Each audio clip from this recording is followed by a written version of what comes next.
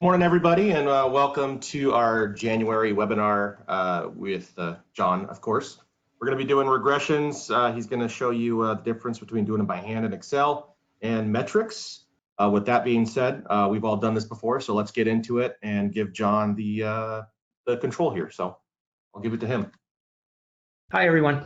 Actually, it's not exactly what I was going to show you was the difference between doing it by hand versus Metrix. What I was going to show you was how to replicate Metrix in Excel.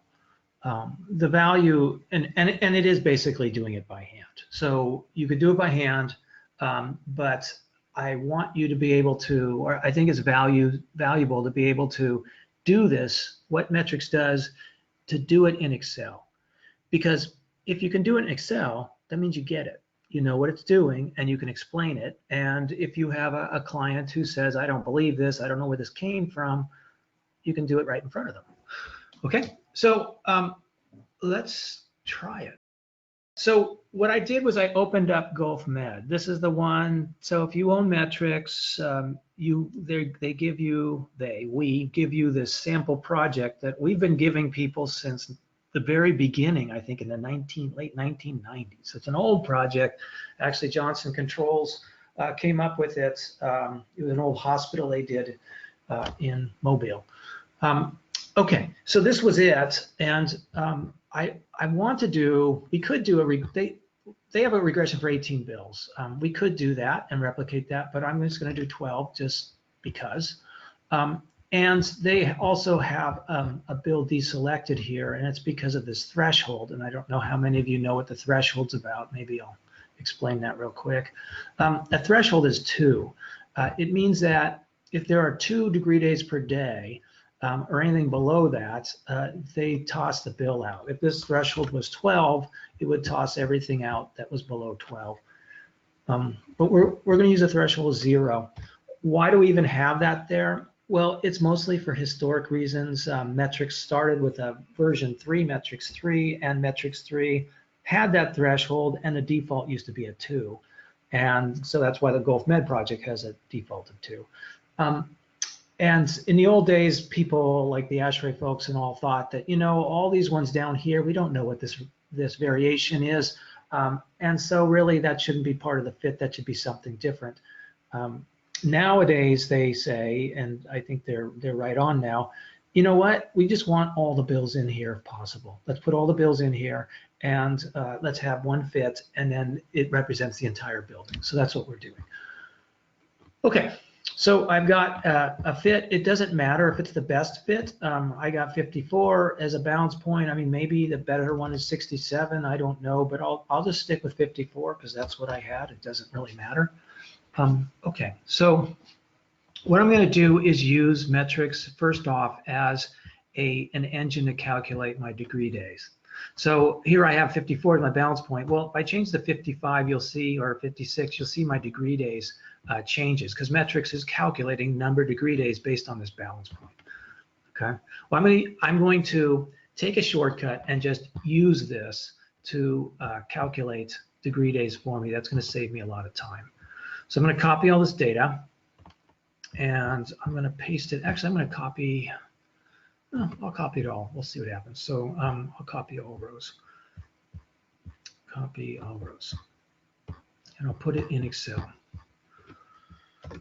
Okay, so here I have my bill data, and I have degree days. So the first thing I want to do, I suppose, is figure out the number of days in a bill. So that would be. It's going to be this minus this. Okay, so that's pretty easy. And so Metrix assumes that the bills are read at midnight. I know that's not true, but that's the assumption. And that's just how it is. That's how it works. And so you're able to just divide or subtract bill dates, and it works. The next part is to do kilowatt hours per day and cooling degree days per day. Now, why am I even doing this step? Well, if you look at Metrix, that's what we have here. Cooling degree days per day, kilowatt hours per day. So we're trying to replicate this picture. In fact, I'll just grab this picture for fun. Copy. and I'm going to paste it here just so I can have it to look at. Okay. Okay, so this will be, let's see, kilowatt hours per day. That's easy. Cooling degree days per day. Okay, so that's not so hard. And I'll do it for the first bill too. It's not going to work because I don't know how many days we have. So let's go figure out how many days are in the first bill. So this is saying it starts on 8/15. So that must be what I type in. So it says 9/12. So, oh no, let's go to the bill register. So the bill register says, yeah, that's right, 8/15. So I'll try 8/15. So I'm going to type in 8/15 here, 8/15, 92, and then I can calculate number of days for the first bill. Okay, I was going to do 12 bills. I'm just typing this 1, 2, 3 just so I can find, it's just an easy way to count for 12. Okay, those are my 12. So I'll make them a different color so I know what I'm looking at. Those are my 12 bills. So I'm going to do a regression of this. Okay, so I'm going to insert a scatter chart. Okay, and this, oops, is supposed to look like this, but it doesn't. Okay, well, the reason it doesn't is, I'm sure half of you or more than half you know why, is because I have the columns in the wrong order. There's an easy way to do this, I know, and I don't have it mastered. So the way I do it is I just move the columns around and do it again. So I'll do it this way. So insert scatter. Okay, now this looks more like that. Okay, so I'll buy that. Okay, so the next step is I'm going to right click on the the points and add a trend line.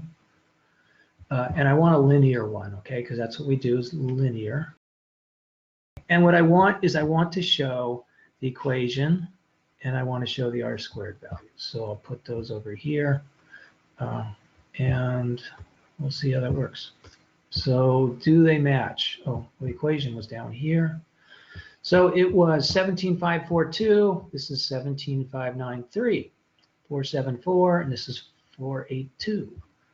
R squared value is about, no, R squared value is even wrong. So it doesn't match. I apparently didn't do it right. So I'm going to, actually, I know the problem because I've done this a million times, but apparently I screwed this up. So what I'm going to do is fix it. The problem I have is I screwed up on this, the number of days on the first bill, or actually this date right here. I took this 8/15 from this, the first day of the first bill. I said it's 8/15/92. Well, that's right. But the thing is, that's not what I should be putting in here. See, this is not the first day of this October, of the September bill. The first day of the October bill is 9/12 or 9/13.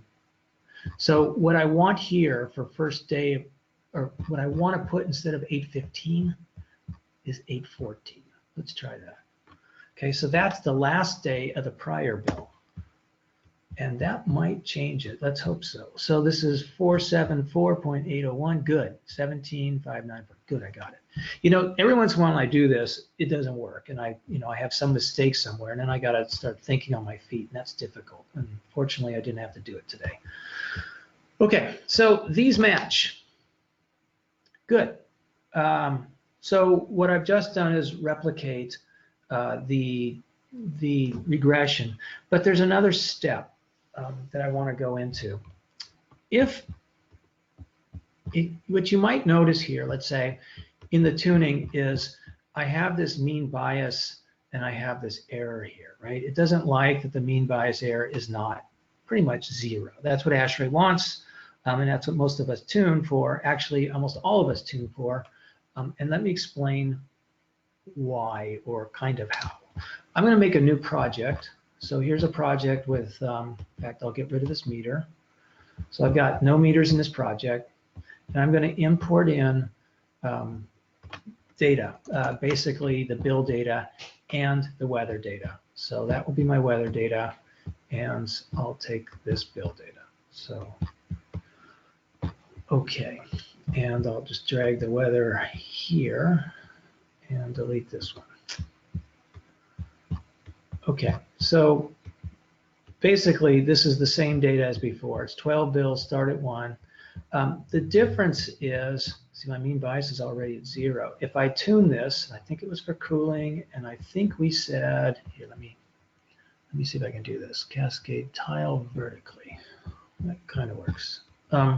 Okay, so we have both of these. This is so this one over on the right is the one we were working with. And you can see I have a mean bias error of something, right? It's not 0. Over here, oh, and I had a balance point of 54. So let me make this 54. Okay, so I have the 474,801. Well, I'm surprised. Okay, that's right. And the base load number is, let's make this bigger. It's going to be different. So it's 17,574. This is 17,593. And let's look at the mean bias error, which is, dang it, sorry about this. It's 0. Okay. So this is weird, and I'm going to explain this why. So I have the same data in both. Okay, same data, same balance point. Looks like the same CVRMSE. Is that right? Make sure. The CVRMSE doesn't necessarily need to be the same, but it is. The R squared is the same. The mean bias error is different. The regression coefficient is the same, and the base load is different. Okay. All right. So let me explain what's going on here. This method of doing this, so we did this method of we're using kilowatt hours per day and cooling degree days per day, and we did a fit based on that.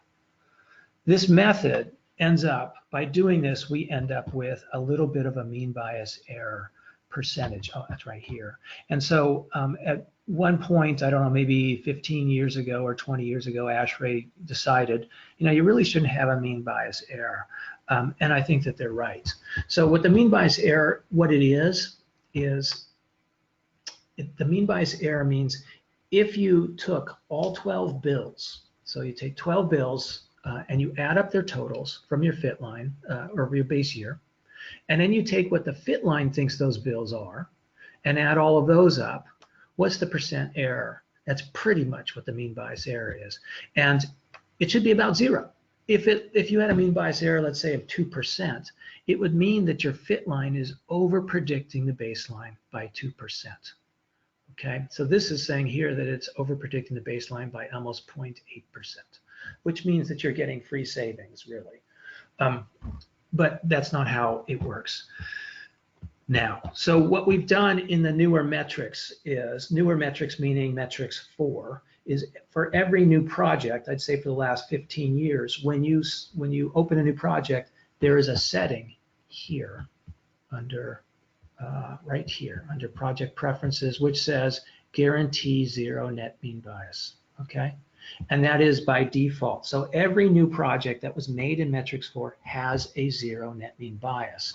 What that means is, I know this is a long, let's say, sideline note here, but it's kind of important. What it means is what we've just done here isn't really the whole truth, and there's a little more to do.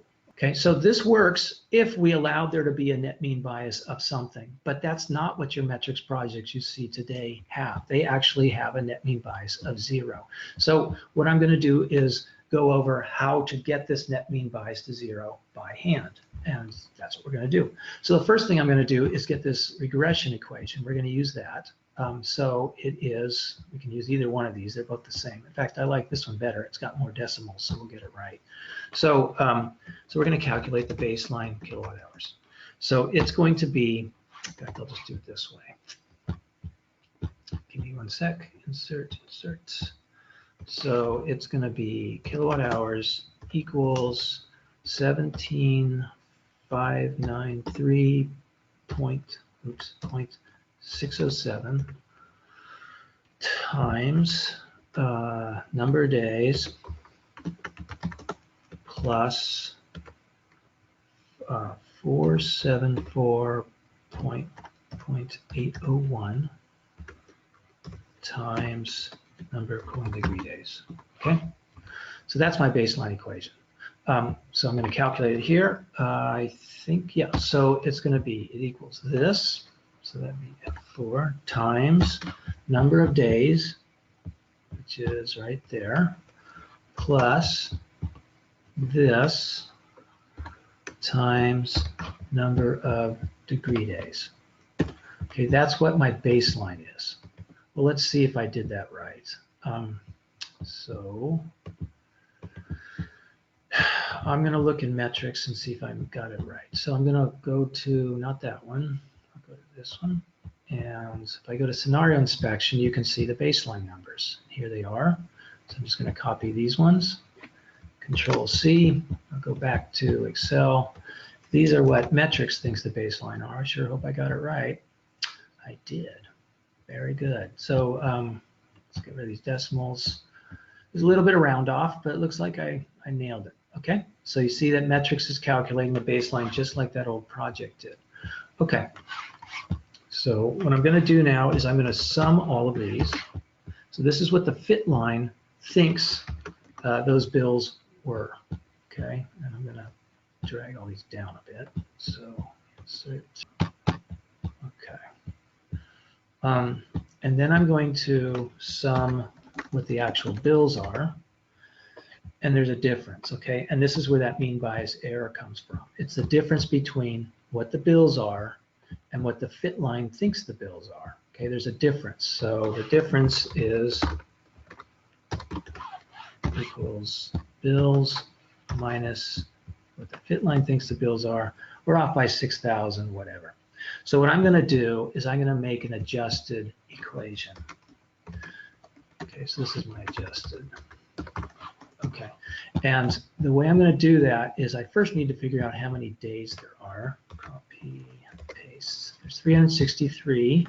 So this is the difference per day. So this, the difference divided by number of days in the base year period. So I'm off by 18 kilowatt hours, 18.6 per day.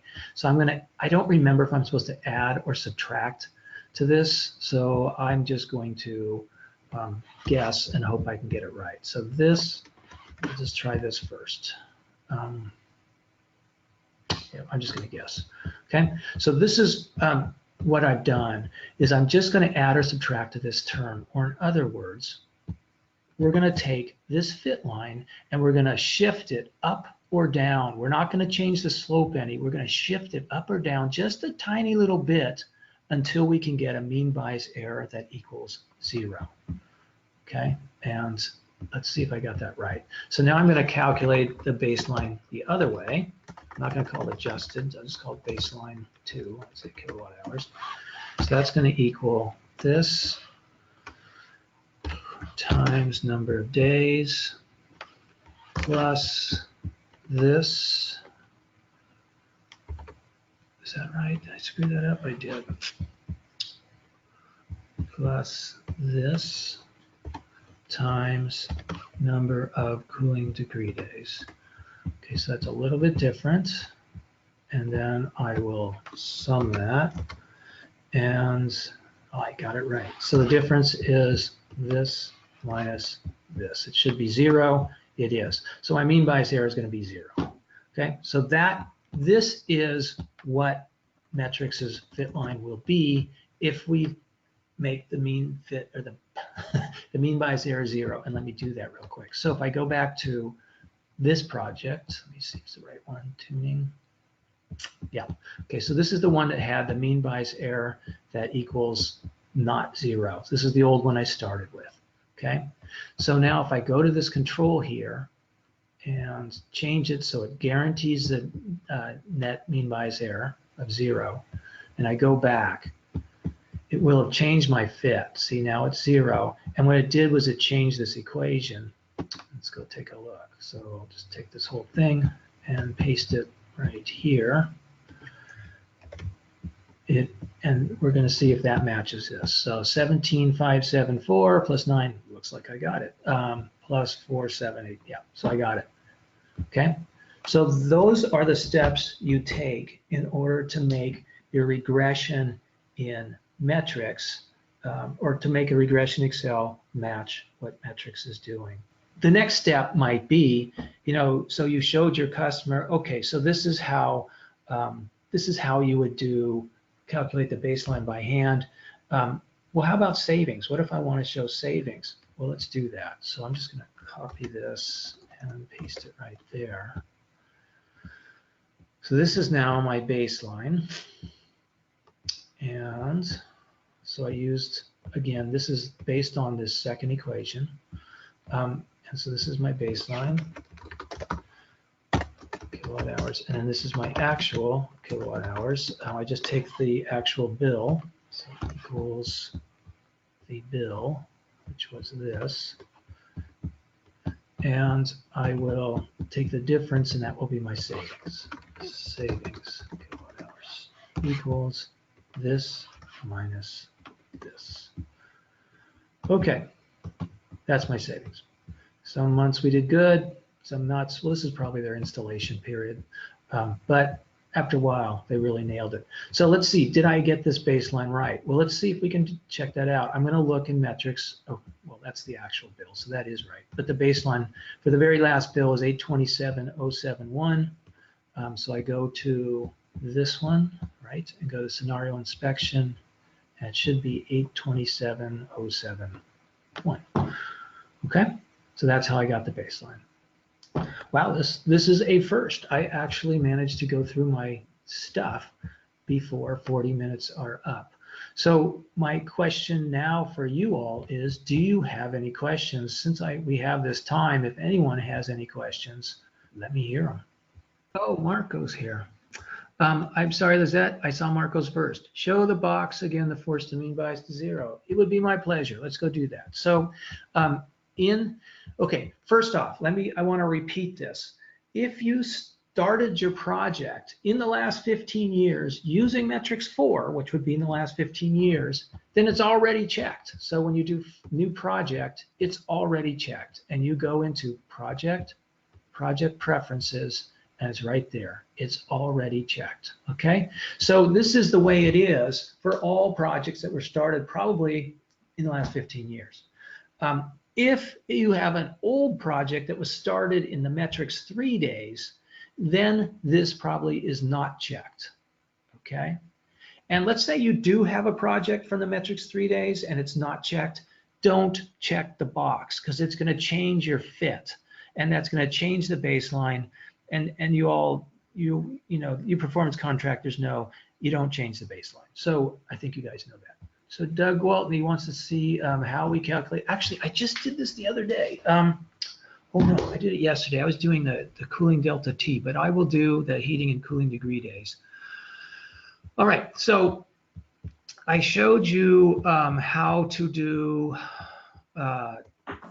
use Metrix as a calculator, and the question is, well, how is Metrix calculating those things? I mean, what if I wanted to repeat that by hand? Sure, yeah, your client that you're showing this stuff to might say, well, it's just making these numbers up. How do we get this stuff? So let's do that. This part is a little bit of a pain in the butt, and the reason why it's a pain in the butt is because these bill dates aren't at the end of every month. That's what I really hate, but we'll just do it. So I'm going to copy all this data. So copy all rows, and I'll put it in Excel. Just start over, it's a new book. Okay, so that's my data. So I have, in this data, it's a high and low temperature for every day. Okay, that's it. Let me see what we're gonna calculate. Let me get some bill dates in here. So we'll do these ones, degree days, and I'll just copy this picture. New. So I'm copying some degree days, some bill dates, and this balance point, which is kind of important. Copy, I'll put that in Excel. Okay, I don't know where to put it. I'll put it there. Okay, so let's see. The first bill is in September, so I don't need a lot of this. I don't need those ones. And we'll start here. September, actually, do it here. And I'm going to copy this, put it down here.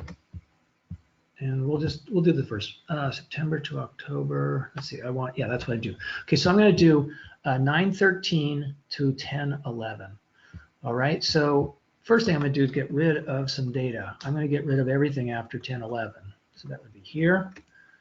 This is the part that I think is a pain. I really hate this. And then I don't want anything before 9/13, so I'm going to get rid of this data. So I'll get rid of that.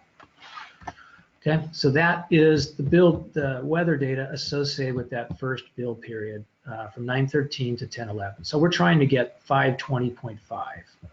If I get it right, that will be my answer. Okay, so first thing I want to do is I want to calculate, I want to get the average per day. So that's what we're going to do, and that's going to be the average of these two. And there is no average there. So drag that across, and we'll do the same for the row below. Copy and paste. Okay, so this is September and October. Copy, paste. I'll delete these divide by zeros. I know there's a more elegant way to do it, but I think this is probably better for instruction anyway. So I'm going to get rid of all these divide by zero issues or problems. Okay, and it looks like there's only 30 days in September, so I don't want these one either. Okay, so then what I'm going to do is I need to, so I got to check out what my balance point was. So the balance point's 54. So the way you calculate cooling degree days, it's going to be, let me do it differently. Insert text box. Okay, so cooling degree days equals, it's going to be the sum. We're going to do this for each day, right? So it's the sum of, and it's the, let me get this right. Yes, it's the average temperature per day. So the average temperature minus the balance point temperature. So we're going to sum those for all of the days, but we got to calculate it first for each day. So I will do it here. I'm going to put the balance point temperature. Balance point yeah, we'll do it just to make it really clear. And that was 54. Yes, so 54. And oops, I got that wrong. Let me do this there. Okay, so that one, drag across and just to there. And oh, I did that wrong. Gosh, I hate that. Okay, so that's 54. Let's try it again. Okay, and then we'll do it for the row above. So let's see, I'll just copy these ones, copy, and the row above starts here. So that's those ones. And I'll drag these across. Okay. And then we'll just take the difference. So let me add another couple.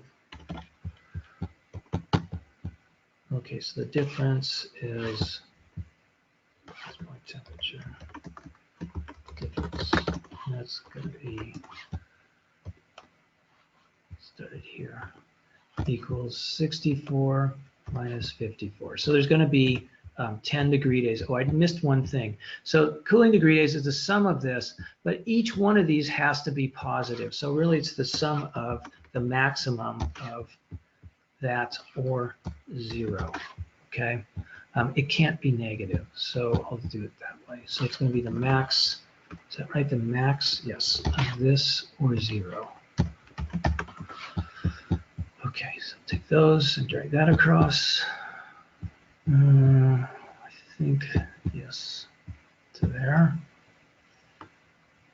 And copy.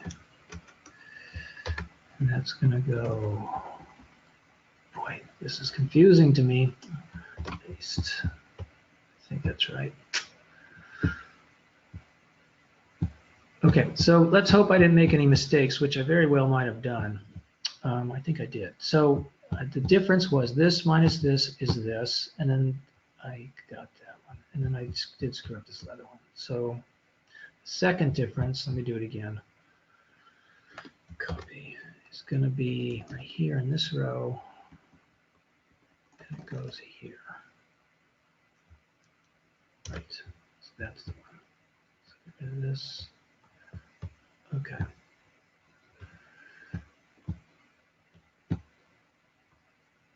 Yeah, see, I told you it's a pain, but you might as well see how to do it.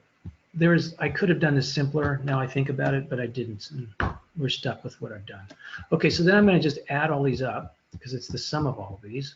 So that's what I'm doing right here. Oh, shoot, I should have done it differently. So the sum is, so the coin degree days equals the sum of all of these. All the way to there. And 520.5, good, I nailed it. So that's it. I hope that made sense. Again, this spreadsheet's here in case you want it. Let's see if there are any more questions. So if you want to do heating degree days, by the way, it's just heating degree days is it's kind of the same. It's going to be the sum of its balance point minus the average. Minus the average temperature. That's the heating degree days. Okay. All right.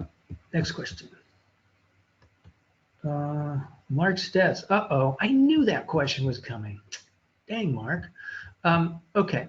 So Mark may have to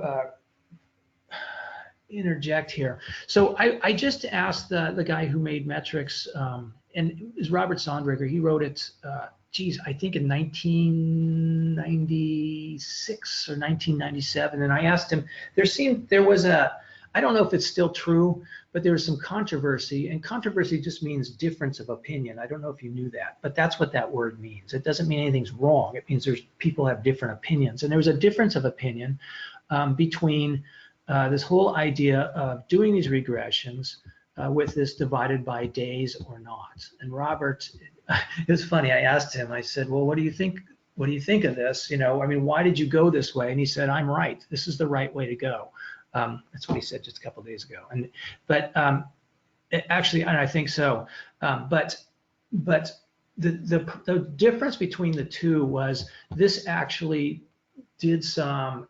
By doing it by dividing by number of days, it actually, let's say, it actually made little adjustments based on, some bills are longer and some are shorter, and it actually accounted for that. Whereas if you didn't divide by number of days, then it doesn't account for that. And so you might end up with larger bills and smaller bills, but they're weighted equally. And this thing actually would weight them based on number of days. That was the difference of opinion, or the difference between the two. But by going this way, you ended up with this little change in mean bias error, the fact that the mean bias error wasn't 0 every time. That was the one drawback of this, so we added that extra step to get you the mean bias error of 0. The other thing I knew this question was coming, I just didn't know Mark was going to ask it. And the other thing that he said was, he said it doesn't really matter either way, because really the difference is so small. A quick anecdote, there was a third-party reviewer who made a big stink about this. A Metrix user up in Canada was doing a Metrix project, and they had some third-party reviewer looking over their results, and they went back and forth for months, maybe 4 to 6 months back and forth. He's saying, no, this is wrong. You can't use this method because you're dividing by number of days. That's not right. And eventually the person at this ESCO said, okay, well, let's do it both ways and see what the difference was. And the difference was like $40. It's like, wait. How many hours have we wasted talking to you and the client and proving this, that, and back and forth over $40? It's really much about nothing. But Mark Stetz is here. Mark, you're in trouble. Now you have to talk to us. You asked a hard question. Well, that's why you pay me to come on these, John. I do not pay this guy. By the way, I do not pay him. I was kidding. That is true. John does not pay me. I do this for entertainment value. Yes, he does. He comes just to heckle me. I know you do that. You totally enjoy it, but that's okay. Because the point of these, John, is that questions that we ask educate everybody. So I'm not here to throw snowballs at anybody. I'm just giving you a hard time. Because I'm working with a company now. We're doing a lot of option C, or we're gearing up to do a lot of option C, or we think. And I developed an evaluation template to do a bunch of baselines. In my limited experience, in the under, maybe 100, I did not see a great deal of difference between the two. Exactly what you had just pointed out. And that's useful information. So there are different ways of doing these things. And I was having a conversation with one of my colleagues today about this, and I said, I haven't noticed a significant difference. I said, in some cases, maybe the day weighted works better, in other cases, not. Where you have some billing cycles that might be 60 days, it might make sense to do that more and more. But as a practical matter, I haven't seen it make a lot of difference. And I was very encouraged to hear you say the same thing, because I worry sometimes that my conclusions are drawn on limited data sets. Interesting. That's interesting. Okay. Now, Mark, I got a question. Have you read the new IPMVP uncertainty thing, or have you looked it over at all? Because they talk about the weighted regressions, weighted by 100 days, as if it's okay, whereas in the IPMVP, they were saying, oh, or at least one of the guys who was one of the fathers of the IPMVP, who's not involved, I don't think anymore, was like way against it. That was anathema to him. That was the devil. But is that true that these documents are contradicting each other? It's possible, depending on who's writing them. I have the 2014 version, and I need to go back and look at it to address this very question. But John Cowan, when he was teaching the IPMVP, he wasn't opposed to the day weighting. He just did the net mean bias error correction differently than you did. And I'm not going to say that yours is certainly the simpler way, but again, it comes down to, does it matter? It might, as a practical matter, we're talking about results that might change in a third or fourth significant figure. Damn, Mark. See, you guys, I'm sorry, I'm not supposed to say nice things about people. I'm not proposing you work with Mark or anything like this, but I'll tell you what I like about Mark Stetz. He is practical. He's not one of these guys that's totally theoretical. Nope, this is the rule. This is what you do. You can never deselect points. You can never. It's like, no, this works. That's what we should do. It's like, yes, that's the right attitude. And I looked at your methodology once when you were doing this before, and you had proposed, to reduce the net mean bias error. And I was like, no, John Cowan told me to do it a different way. And I'm thinking to myself, and at the end of the day, I'm looking at the results, go, your way is easier. Nice. Well, that's refreshing to hear, Mark. That's refreshing to hear. I knew I was going to get this question. So I got back to Robert, because I knew they're going to ask me a question. I'm not going to be able to answer this one.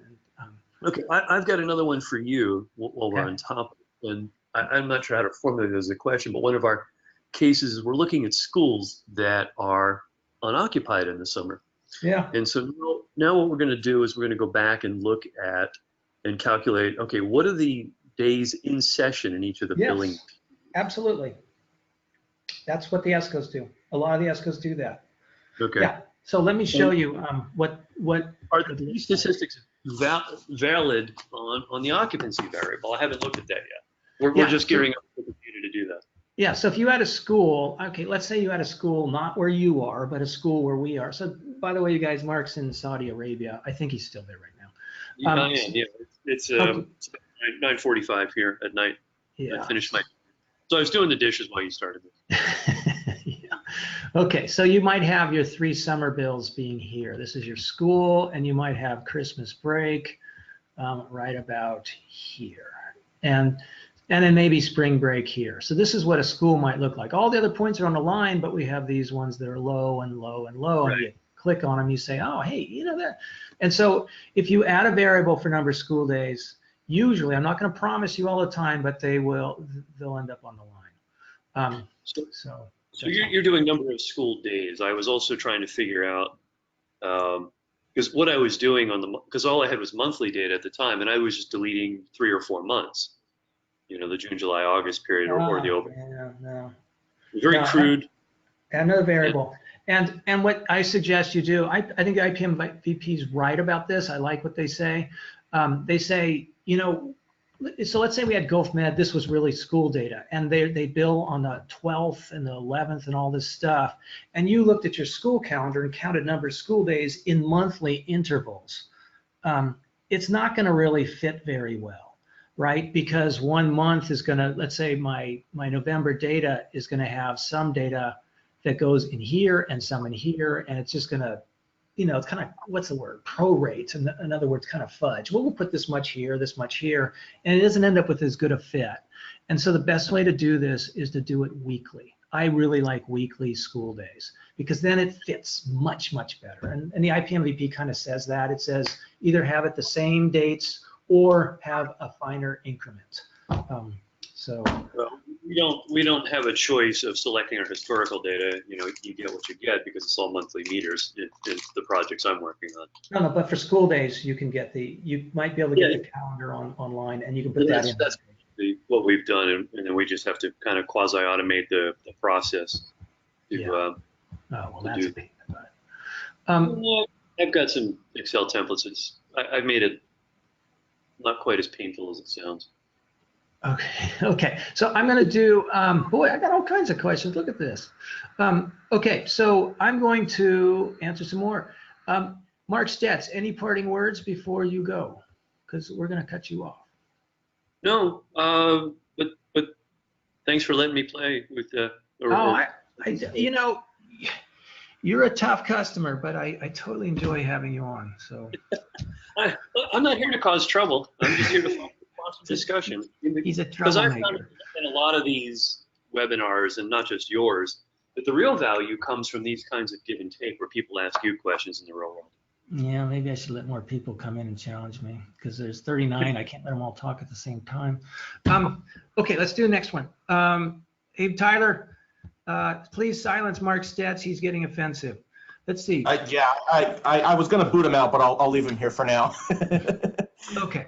Who do you want to pick on next? So I'm looking what Gabriel says. There a way to calculate the difference between baseline and and the fit. Yeah. So that's what I did here. Was I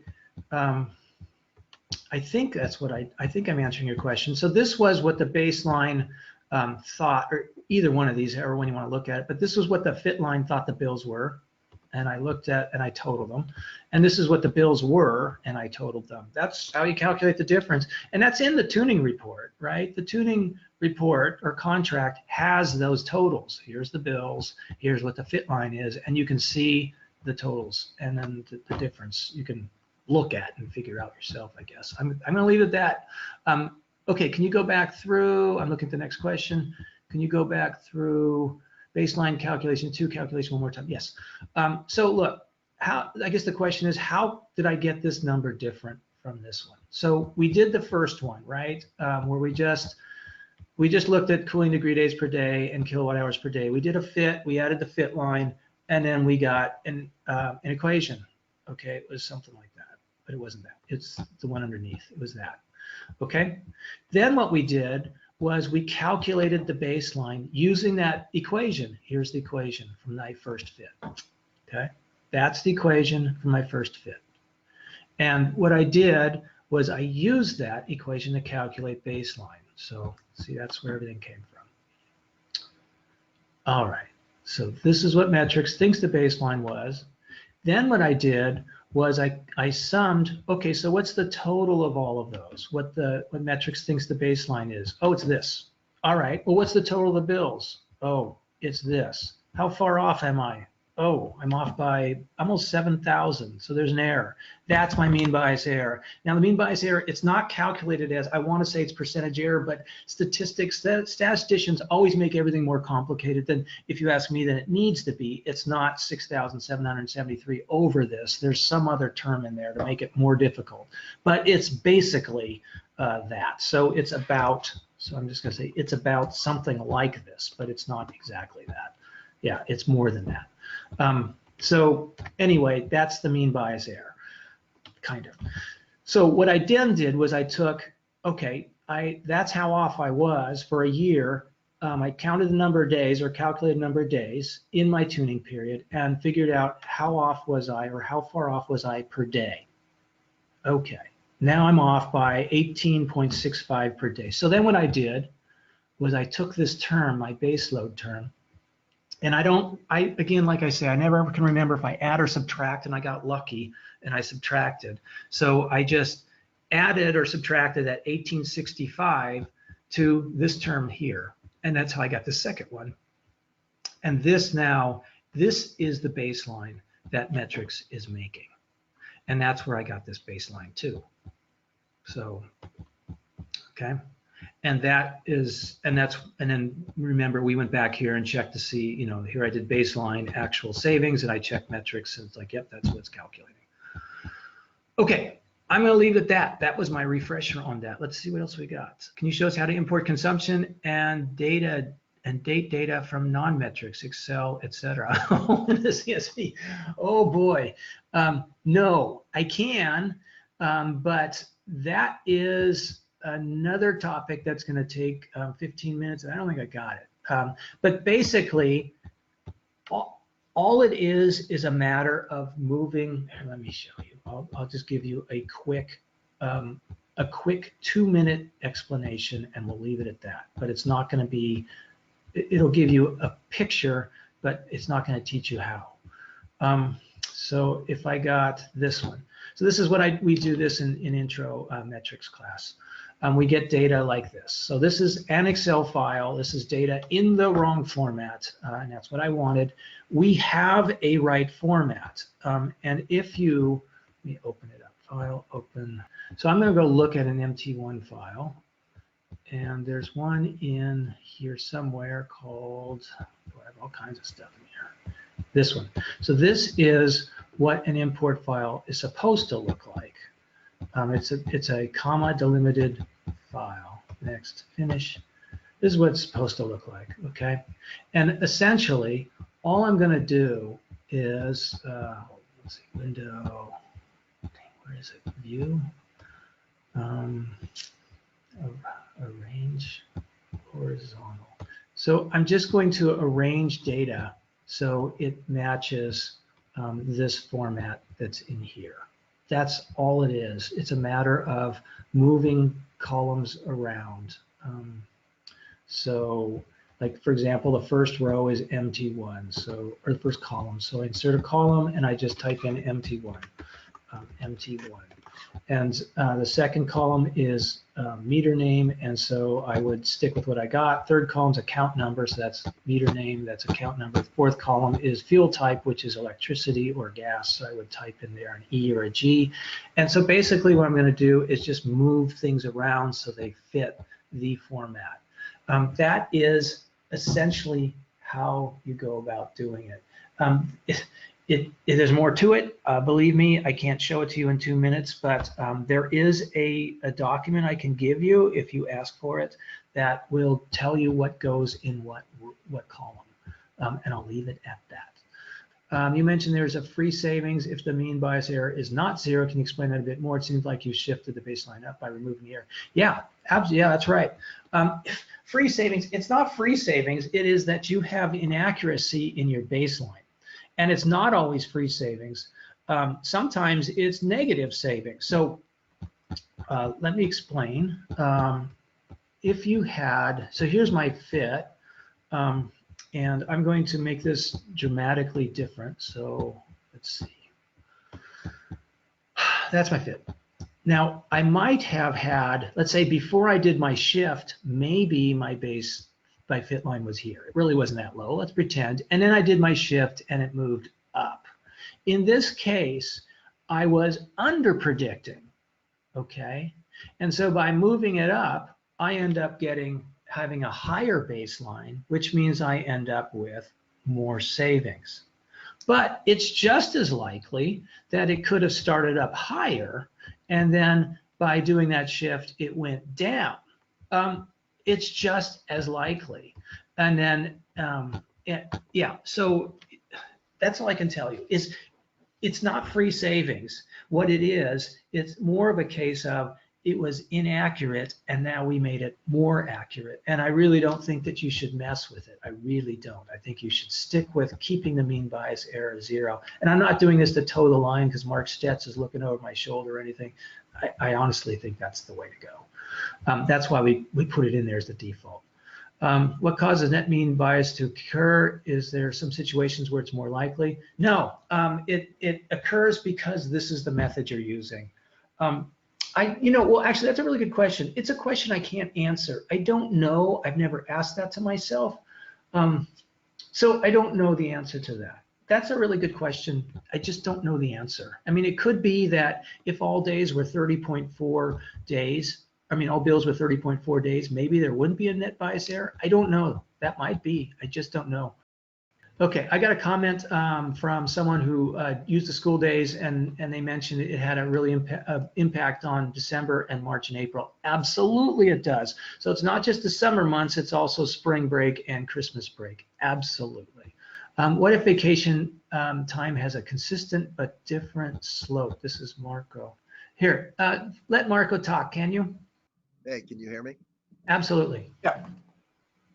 Right, so when you're looking the whole month, all the days, you get one regression. So if you had a change point between months that